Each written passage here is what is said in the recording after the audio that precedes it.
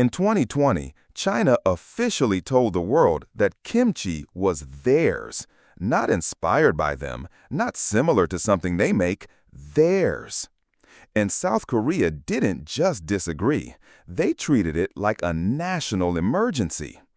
Government officials held press conferences. Celebrities posted angry responses. The Korean ministry even released an official statement defending their most sacred food. Over fermented cabbage. Sounds dramatic, right? But here's what most people completely miss. This was never about cabbage. This was about something far more dangerous. And by the end of this, you'll understand why a single jar of kimchi nearly broke the relationship between two of Asia's most powerful nations, and why the real reason behind China's claim is something nobody is talking about. But to understand the fury, you first need to understand what kimchi actually means to Korea, because trust me, it's not what you think. Most people outside of Asia think kimchi is just a side dish. Spicy, fermented, something you get with your Korean BBQ order. That's like saying the American flag is just a piece of cloth. Kimchi is woven into the DNA of Korean civilization. We're talking about a food with over 3,000 years of documented history on the Korean peninsula. There are more than 200 recognized varieties, each tied to a specific region, season, and family tradition. Grandmothers pass down their kimchi recipes like sacred heirlooms. Some families have fermentation crocks that have been used continuously for generations. And every November, millions of Korean families gather for Kimjang, the annual kimchi-making ritual. Did you know that Kimjang was inscribed on UNESCO's Intangible Cultural Heritage list in 2013? Not the food itself, the practice, the community, the tradition of making it together. That's how deep this goes. Korean astronaut Ko-san even brought kimchi to space in 2008. The Korean government spent millions developing a space-safe version because the idea of a Korean person eating meals without kimchi, even in orbit, was unthinkable. So when China stepped in and said, "Actually, this is ours," you can imagine what happened next. But here's where the story gets really interesting, because China didn't just make a casual comment. They did something far more calculated. In November 2020, the International Organization for Standardization, the ISO, published a new standard for something called Pao Cai. Pao Cai is a traditional Chinese pickled vegetable dish. It's been around for centuries. And honestly, it's a legitimate part of Chinese food culture. But here's the issue. China's state-run media, specifically the Global Times, ran headlines declaring that this ISO certification was proof that China had set the international standard for the kimchi industry. They didn't say Pao Cai, they said kimchi. And that one word changed everything, because Pao Cai and kimchi are not the same thing. Pao Cai involves soaking vegetables in a salt brine solution. It's a quick pickling method.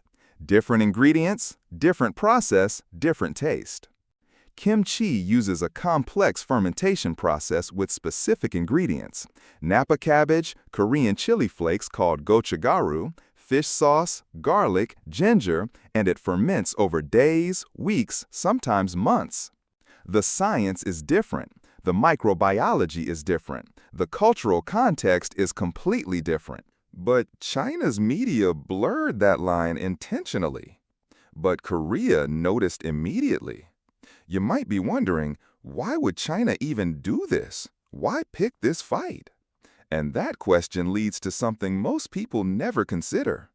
If you're finding this fascinating, and I know you are because this story only gets wilder, do me a quick favor and hit subscribe so you don't miss what comes next. Trust me, we're just getting started. Now, to understand China's real motivation, you need to zoom out from the cabbage and look at the bigger picture. China has been engaged in what scholars call cultural soft power expansion for over a decade. The strategy is straightforward. If you can claim the origin of a cultural practice, you gain influence over the narrative of an entire region. This isn't just about kimchi.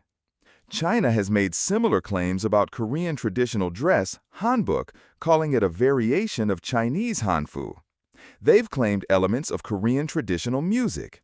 Even the Korean alphabet, Hangul, has been subject to origin debates fueled by Chinese social media. Kimchi was simply the most visible, most emotional flashpoint. Because food is identity, and identity is power. The reality is, this pattern has a name in geopolitics. It's called cultural appropriation at the state level. And Korea wasn't going to let it slide. Within days of the Chinese media reports, South Korea's Ministry of Agriculture issued a formal rebuttal. They clarified that the ISO standard applied only to Pao Cai, a Chinese product, and had absolutely nothing to do with kimchi. Korean media went into overdrive. The Kimchi Association of Korea, yes, that's a real organization, released detailed scientific papers proving the biological and chemical differences between kimchi and Pao Cai. Korean social media exploded. The hashtag defending kimchi's Korean origin trended for weeks. Even K-pop idols weighed in. But the surprise is, China didn't back down. Instead, something even more provocative happened. In early 2021, a massively popular Chinese cooking show featured a contestant making what they explicitly called Chinese-style kimchi. Korean viewers were livid. Then, Baidu Baike, China's equivalent of Wikipedia, updated its entry on kimchi, describing it as originating from Chinese pickling traditions. Each move felt deliberate. Each one poured more fuel on the fire. And Korea escalated right back. The Korean government fast-tracked its own application to the Codex Alimentarius Commission, the international food standards body jointly run by the WHO and FAO. Their goal? To establish a globally recognized, legally binding standard that would define kimchi as a distinctly Korean product, separate from any Chinese pickled vegetable. And in July 2021, they succeeded. The Codex Alimentarius Commission officially recognized kimchi under standards that clearly differentiate it from Pao Cai. Korea essentially went to the United Nations of Food and said, "Put it in writing." And the world agreed. Even worse for China, the backlash went economic. South Korean consumers began boycotting Chinese imported kimchi. Now, here's a wild detail most people don't know. Before this controversy, China was actually the largest exporter of kimchi to South Korea. That's right.